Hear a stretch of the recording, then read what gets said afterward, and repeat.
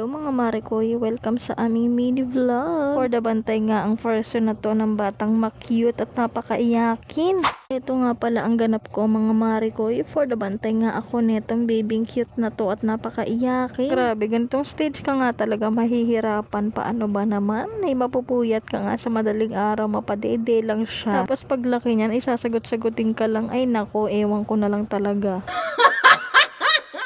Ayan, gising na nga ang batang iyakin at karga-karga na nga siya ng kanyang mami. Hindi ko nga malaman kung natutuwa ba siya o na naiinis. Paano ba naman kasi may tita siyang mapang-asar. Pasensya na bebe, may tita kang mapang-asar. Huwag kang mag-alala, hindi lang ikaw ang inaasar ko.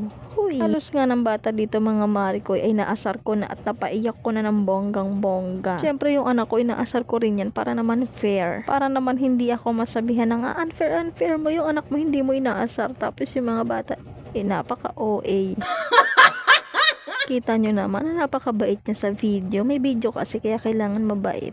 Charot. Dahil napakatagal kong hindi nakapaglaba mga Marikoy, for the laundry nga muna ang person. Huy, paano ba naman kasi? Natamba ka naman ako ng akin labahin. Netong bata nga pala na to ay 1 month nga siya nung 25. Anong month na ngayon? March na. Ibig sabihin tong video na to ay nung January pa. Huy, napakatagal naman mag-upload. Grabe, sobrang napakahirap kuwanan ng picture. Nakangiti nga itong baby na to. Pinubukan ko nga siyang idapa pero wala pa ring epic eh. Tignan nyo naman, wala pa rin siyang smile. Grabe, aminin nyo, napaka-cute ng batang to. Nakakamiss yung ganitong stage. Na para bang gusto ko ulit. Huy, hindi. Ate, ito na nga. Nakakuha ko ng isang video na nag-smile siya. Diba? Napakagaling ko talaga mag-abang-abang. Pero minsan nakakaubos ng pasensya. Paano ba namang hindi mauubos pasensya mo? Napakatagal mong mag-video pero hindi pa rin siya ngumingiti. At maya-maya mga Marikoy, nagising na nga pala siya. Gusto ko nga sana siyang picture na nakaganyan. Pero maya-maya, bigla naman siyang tinopa. Kaya naman kailangan siyang kargahin kasi grabe ang kanyang iyak, para siyang aping-api. Ang inasal ang kanyang team ngayong 1 month niya. Hindi ko alam kung anong susunod niyang outfit sa 2nd month niya. Pero ayan yung 1st month niya. Mang inasal, baka naman. Huy. At eto nga palang si Baby Elise mga Marikoy. Gusto nga pala niyang lumabas. Sabi ko mamaya na dahil meron nga dadaan na sasakyan. Nahawakan ko nga itong panglock kasi naman baka biglang buksan. Marunong na kasing magbukas to ng gate itong bata na to. Kaya naman minsan ay natatakasan nga niya ako. Gulat na nga lang ako minsan. Wala na siya sa tabi ko kasi nasa labas na. Kasi nga marunong na siyang magbukas ng gate. Gawain ko dati, gawain na ng anak ko ngayon.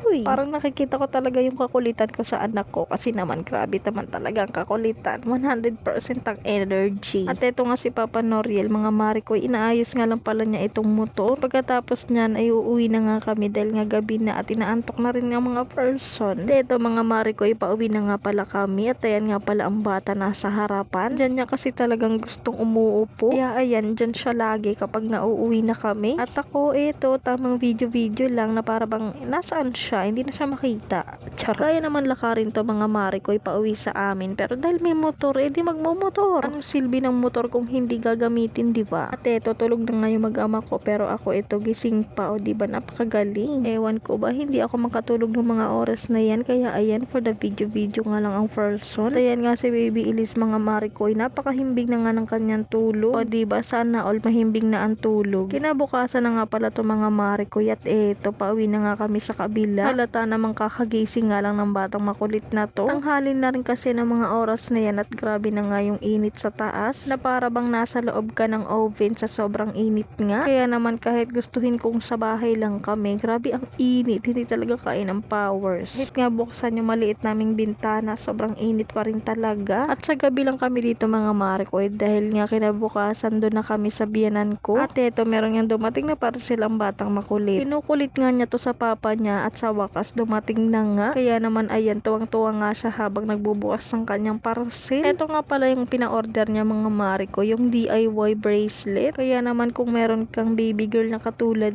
ko at gusto nga yung mga ganitong DIY, ilalagay ko yung link sa comment section. Kaya kung gusto niyo ng ganitong pagkakabisihan mga Marikoy, ilalagay ko nga yung link sa comment section at doon kayo mag-check out.